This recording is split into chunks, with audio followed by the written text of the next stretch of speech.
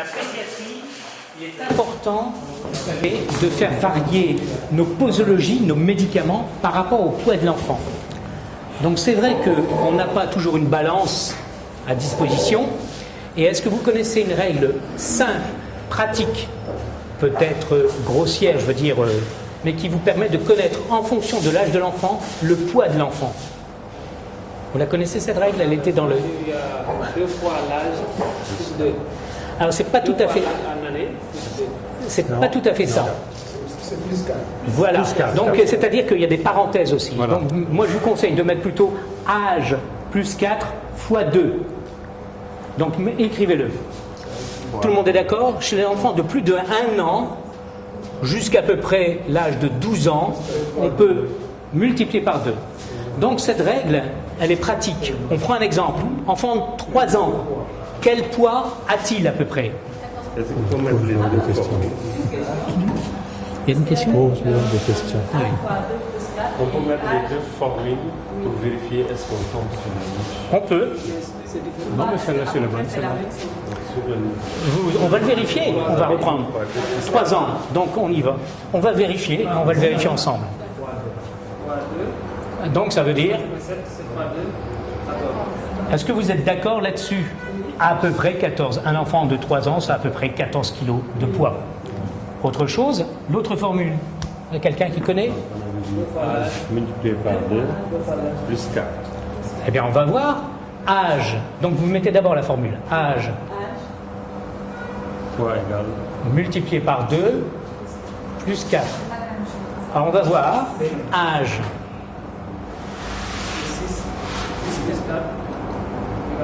Voilà.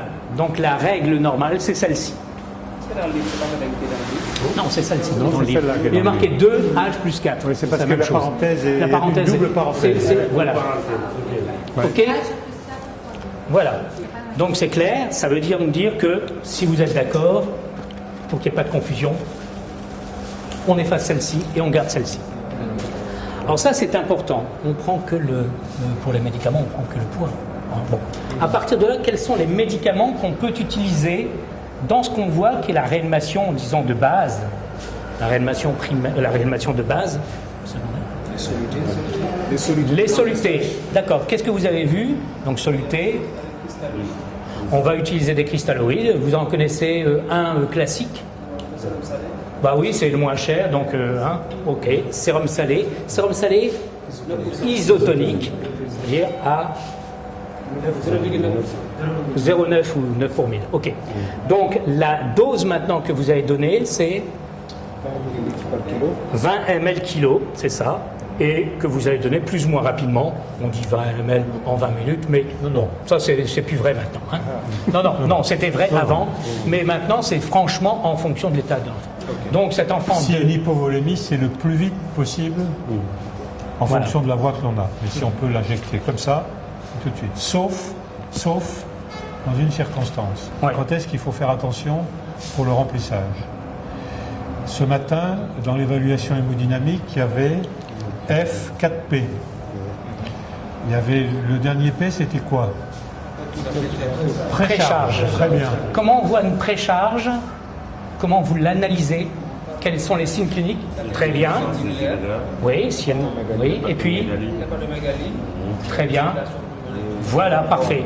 Si vous avez des veines jugulaires très visibles, un foie qui n'est pas seulement abaissé, mais qui est vraiment augmenté, une hépatomégalie, et si vous avez aussi des signes à l'auscultation d'OAP, vous êtes en situation d'hypervolémie vraisemblable. Donc il faut être très très prudent. Vous pouvez décompenser si vous faites rapidement, notamment, un remplissage. Donc Est-ce que vous avez une idée d'une situation clinique dans laquelle l'enfant peut apparaître en choc, un nourrisson, et avoir des signes de précharge, et ceci doit rendre le remplissage très prudent, voire le contre-indique? Une maladie du nourrisson qui donne un choc et des signes de précharge augmentés. Très bien. Très bien, c'est ça, c'est exactement ça. Et quand on reçoit un nourrisson qui a une myocardite, il peut très bien apparaître, entre guillemets, choqué. Si vous n'avez pas fait l'évaluation comme on vous l'a appris ce matin, avec vraiment le F et les 4 P, sans oublier un seul P, vous risquez, si vous n'avez pas évalué la précharge, de considérer cet enfant comme choqué hypovolémique. Vous le remplissez. Si vous le remplissez vite, vous le tuez. Donc, c'est vraiment un élément important. Le remplissage, c'est vrai, c'est rapide, c'est des bolus de 20 ml kg, sauf s'il y a des signes de précharge augmentés. C'est très important. Alors, on va noter sérum salé ISO, 20 ml par kilo. On ne met plus maintenant le temps, il est variable en fonction de la situation, on est d'accord. Pour toujours notre enfant de 14 kg, ça fera aux alentours de 280 ml à passer pour faire un remplissage. Éventuellement, on peut refaire un remplissage par la suite. Quel est le médicament, et on va arrêter, le médicament... On a encore un peu de temps, on a encore un tout petit peu de temps. Ah bon. Quel est le médicament que l'on va donner essentiellement, dont on a déjà parlé ce matin, qu'on va donner dans les situations de l'adrénaline, c'est exact. Hein. Écrivez-nous Alors, il y a l'ampoule que vous utilisez Voilà. et la dilution que vous réalisez. On dit 1 sur 10 000. C'est bien. Comment on arrive à ça? On prend 1 ml de l'ampoule d'adresse. On divise dans 10 cc. Une ampoule d'adré à quelle oui, concentration? il y a combien de milligrammes ou de... C'est 1. Donc on corrige ici. Donc vous êtes dans une situation d'une concentration d'adrénaline. 1 ml est égal à 1 mg, c'est-à-dire à 1000 microgrammes. D'accord? Donc on retient ça. 1000 microgrammes. Parce que On peut le mettre parce qu'après vous avez des posologies qu'on donne en microgrammes. 1 mg, c'est 1000 microgrammes. D'accord. C'est ce qu'on appelle ici, dans cette présentation, de l'adrénaline au 1 millième. Ça correspond à 1 ml est égal à 1000 microgrammes. 1 sur 1000. Ça, c'est la concentration. Et vous mettez plus au 1. Voilà, exactement. Et pour vous arriver mélangez. comme vous nous avez dit, 1 pour 10 000, comment vous y arrivez? Voilà, si on fait la dilution, on prend 1 ml. Oui. Oui. Cette solution-là, on va ajouter à 10 cc de sérum salé. Ok. Donc ça, c'est le médicament dans les dans situation d'urgence. Il faut que vous ayez parfaitement intégré ceci parce que ça se passe très vite. Donc quand vous voulez un médicament, vous donnez très précisément ce que vous voulez. Vous devez vous assurer en retour que ça a bien été compris à celui à qui vous donnez, notamment si c'est une infirmière. Et elle doit vous donner en retour ce qu'elle a préparé et qu'on soit bien homogène, qu'on soit bien d'accord sur. Donc ça se passe comme ça, avec l'infirmière. Je veux avoir de l'adrénaline chez cet enfant, c'est urgent. Tu me prends 1 ml d'adrénaline, est égal à 1 mg, que tu dilues dans 9 ml de sérum phi. 1 ml est égal à 0,1 mg, c'est-à-dire à 100 microgrammes d'adrénaline diluée, et je veux la dose de 0,1 ml par kilo d'adrénaline diluée, ce qui fait 10 microgrammes par kilo. Vous voyez un petit peu tout le schéma. Et elle, en retour, doit vous dire j'ai bien donné une seringue avec... Voilà. L'autre précision, c'est que chez nous, les ampoules ne sont pas étiquetées adrénaline. C'est isoprénaline. C'est épinéphrine. Épinéphrine, pardon. Épinéphrine. Non, je me suis trompé. Donc c'est bien épinéphrine. Donc là aussi, hein, vous devez savoir ce qui correspond. Épinéphrine, c'est le terme qui est consacré pour l'adrénaline. Alors, vous avez vu ça, c'est au niveau des médicaments. Est-ce qu'il y a d'autres choses que vous avez vues dans... Je peux poser une question? Oui, bien sûr. Pour les présentations, il y a une autre forme d'adrénaline. Oui.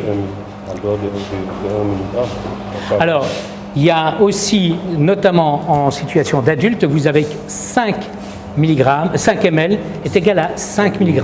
C'est-à-dire c'est la même concentration. Si vous prenez avec une grosse ampoule 1 ml de cette adrénaline, vous avez exactement le même raisonnement. Pour éviter les confusions. C'était pour éviter, parce qu'avant, ce n'était pas toujours le cas. Donc, on a en effet la même concentration maintenant de l'adrénaline. D'accord? Au niveau, là, Francis il m'a laissé. Donc, au niveau des médicaments, est-ce que vous en avez vu d'autres? Parce qu'il y en a d'autres, mais on va en voir l'après-midi. Donc, c'est l'atropine. Allons-y, l'atropine. Alors, c'est quoi? La posologie d'atropine, on vous l'a donné, c'est en général 20 microgrammes par kilo. Donc atropine, 20 microgrammes, ce n'est pas des médicaments qu'on donne très souvent, mais c'est parfois utilisé. Donc 20 microgrammes. Vous vous souvenez également de la dose minimale à donner et de la dose maximale à donner?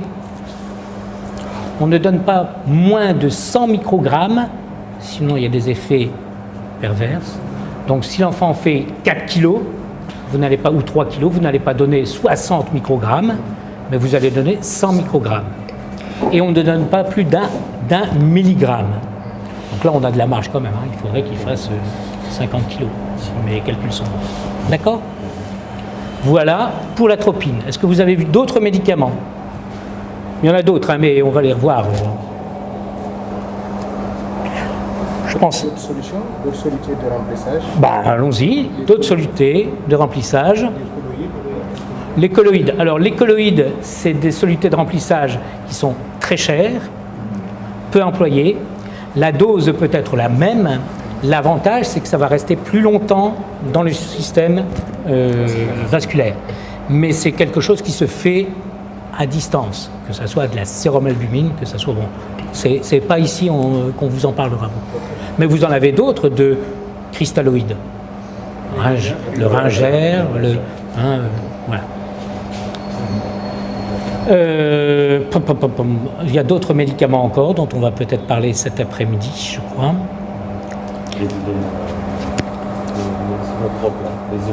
Alors, on peut parler. C'était mis dans le. Je ne sais pas. Non. Alors, pour les inotropes, vous en avez 4 grands types qu'on utilise, mais ça, on sort du BLS. Donc, je peux vous en parler, mais on sort un petit peu. C'est adrénaline, noradrénaline, dopamine, dobutamine. Mais pour ne pas vous troubler, on n'en parle pas, sauf si vous voulez que je vous donne les. Non, il y a un autre médicament. On va peut-être. Donc, il reste combien de temps? Un petit quart d'heure. Donc, les autres médicaments dont vous allez entendre parler, c'est pour prendre un petit peu d'avance. Il y en a un qui était quand même assez intéressant, on en a parlé avec Francis, c'est le sérum glucosé. Wow. Alors, sérum glucosé, vous passez quel type de glucosé, dans quelle situation et combien vous en passez? 5%. 10%. On serait plus tenté là. 5%, c'est pas une faute, d'accord, mais on est dans une situation quand même d'urgence où on a intérêt à corriger, c'est dans un signe d'hypoglycémie, corriger assez rapidement la glycémie. Le 10% est un bon compromis parce que si on apporte trop de glucosé rapidement, on aurait un effet délétère. 30%, vous ne le verrez pas employé là, sauf d'autres situations particulières. Donc 10%, je suis d'accord. La dose maintenant que vous allez donner, alors on dit habituel. Voilà, alors là c'est plus l'histoire néonatale, ça. D'accord. Il avait dit 3. C'est un petit peu plus. Non, mais c'est pour. Ça se sent, ça se voit pas, mais ça se sent. Donc on est plutôt aux alentours de 5 ml à 10 ml de sérum glucosé à 10% si vous voulez corriger une hypoglycémie. Donc ça, vous allez le voir que quand vous avez une réanimation où vous avez tout bien fait et que vous arrivez à la situation que il y a quelque chose qui foire encore, pensez à cette histoire d'hypoglycémie. Ça rentre dans quelque chose qu'on détaillera cet après-midi, qui est la règle des 4 H. Adrénaline et choc anaphylactique. Voilà. Dose. En fonction de l'âge. Et concentration.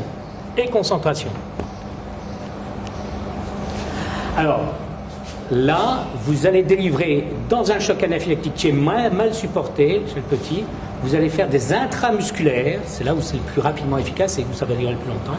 Vous allez faire de l'adrénaline au 1 millième, c'est-à-dire de l'adrénaline pure, et vous allez apporter 150 microgrammes, donc 0,15 ml, que vous allez donner chez le petit enfant, je ne parle pas par kilo, chez le tout petit, aux alentours de 6 ans vous allez passer avant 6 ans, 6-12 ans, 150, oui. 150 avant 6 ans. 6 ans, 12 ans, vous allez pouvoir passer une dose plus importante, Le double. 300 microgrammes, donc 0,3 ml. Et au-delà de l'âge de 12 ans, comme pour le grand enfant, vous allez passer 1 demi-milligramme, 500 microgrammes en intramusculaire. Ça, c'est marqué dans le bouquin aussi. Oui, oui. On le trouve, c'est marqué dans le manuel. C'est marqué dans choc anaphylactique, dans certaines situations Voilà. où c'est... À la fin. Voilà, à la fin. Dans ce cas, on ne dilue pas. Alors, il est classique de faire, pour des raisons simples, intramusculaire, c'est douloureux. Moins vous allez passer de quantité en intramusculaire, mieux ça va être supporté. Donc, vous avez plutôt ces concentrations. Tu vois d'autres médicaments? Qu'est-ce que vous verriez comme autre médicament de l'urgence? Qu'est-ce que vous utilisez encore, vous? Donc, il m'a parlé, donc on peut détailler. Il m'a parlé des inotropes, mais ça n'est Oui, pas dans, bon, c'est pas dedans, c'est pas mais on trop peut le dans détailler. cours, mais voilà, on peut... Dans certains cas où on a un édème pulmonaire avec une bonne tension, on peut utiliser du furosémide. Ah oui, oui, mais là aussi, ça n'est pas.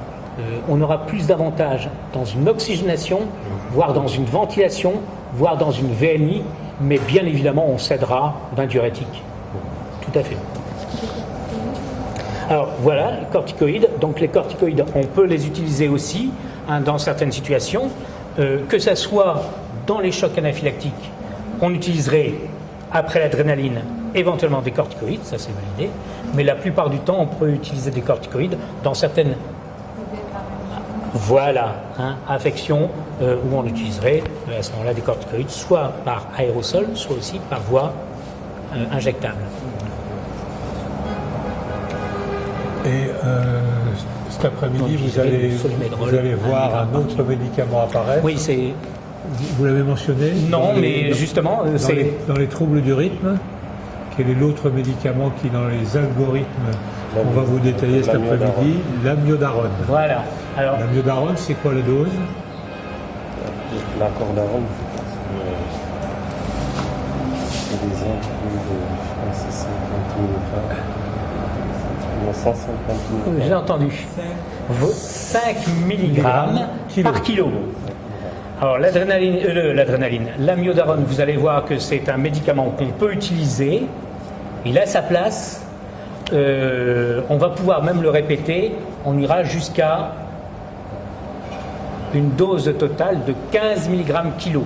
Donc dans ce que va être détaillé, je crois que c'est Stéphane qui le fait, vous verrez que dans les troubles du rythme, vous allez être amené éventuellement à utiliser de l'amiodarone chez l'enfant. Donc c'est pas la même cordarone qu'on mettrait en perfusion, qui se fait. Là, c'est vraiment quand même assez rapidement, même s'il ne faut pas le faire en flash, surtout pas. Mais c'est rapide parce que c'est dans le trouble du rythme. Et vous savez dans quel trouble du rythme on va l'utiliser?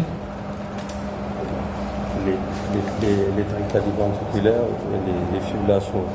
Voilà, c'est dans les rythmes défibrillateurs, effectivement. Donc tachycardie ventriculaire sans pouls. Sans pouls. D'accord? Sans pouls. Sans pouls. Et alors, puisqu'on en est après aux médicaments, on va prendre un tout petit peu d'avance parce que justement dans les troubles du rythme, il y a un autre médicament qu'on peut utiliser dans un autre type de trouble du rythme. Vous l'avez vu dans les algorithmes, ça vous vient à l'esprit? Si je vous donne le trouble du rythme, vous allez le trouver? Ouais. Oui, on en a parlé un petit peu. C'est pas le premier traitement.